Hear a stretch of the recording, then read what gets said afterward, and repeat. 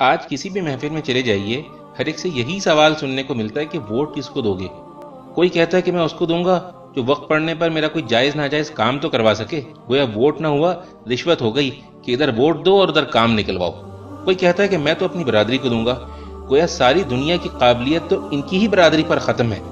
کوئی کہتا ہے کہ میں تو اس کو دوں گا جو جیت رہا ہو، گویا ووٹ نہ ہوا سٹا ہو گیا۔ کوئی کہتا ہے کہ سسٹم ہی ٹھیک نہیں، میں تو ووٹ ڈالوں گا ہی نہیں، گویا آپ کے ووٹ نہ ڈالنے سے تو سب ٹھیک ہو جائے گا نا۔ تو بھائیوں، کیا آپ نے اللہ کا حکم نہیں سنا کہ امانتیں اہل امانت کے سپرد کر دو؟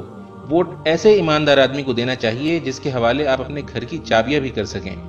اگر آپ اپنے گھر کی چابیاں اس کو نہیں دے سکتے تو اتنے بڑے ملک کے خزانے کیسے آپ اس کے حوالے کر سکتے ہیں؟ ووٹ ایک گواہی بھی ہے۔ اللہ نے فرمایا ہے کہ انصاف کی گواہی دینے والے بنو۔ جس شخص کے حق میں آپ ووٹ ڈالتے ہیں تو در حقیقت آپ اس بات کی گواہی دیتے ہیں کہ وہ امانت، دیانت اور حکومت کے امور چلانے کی قابلیت رکھتا ہے۔ اور ووٹ نہ ڈالنے والے وہ بھی اللہ کے اس فرمان کو یاد رکھیں کہ اس شخص سے بڑا ظالم اور کون ہوگا جس کے ذمے اللہ کی طرف سے گواہی ہو اور وہ اسے چھپائے۔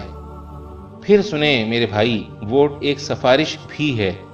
اللہ نے فرمایا ہے کہ جو بھلائی کی سفارش کرے گا وہ اس میں سے اپنا حصہ پائے گا، اور جو برائی کی سفارش کرے گا وہ اس میں سے اپنا حصہ پائے گا۔